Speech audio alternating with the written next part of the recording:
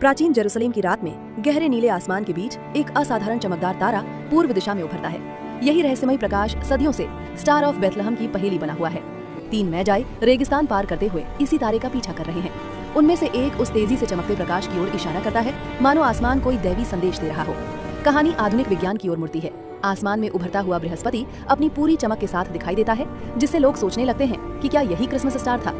इतिहासकार बताते हैं कि 7 ईसा पूर्व में बृहस्पति और शनि इतनी नजदीक आए थे कि वे लगभग एक सितारे जैसे दिखते थे। एक दुर्लभ ग्रह युति जिसने प्राचीन खगोलविदों को चकित कर दिया होगा। 3 ईसा पूर्व का वो अद्भुत खगोलीय क्षण जब बृहस्पति और शुक्र इतने करीब आ गए कि वे आसमान में मानो एक ही तारे की तरह चमक उठे।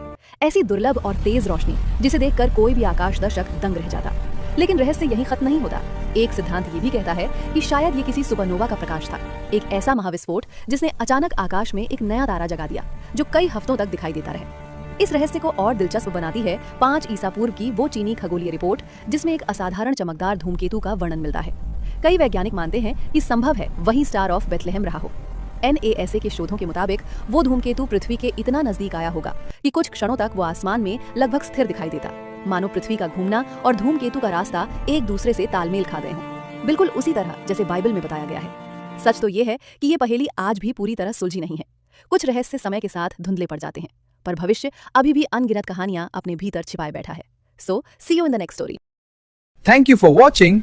Don't forget to like, share, comment and subscribe.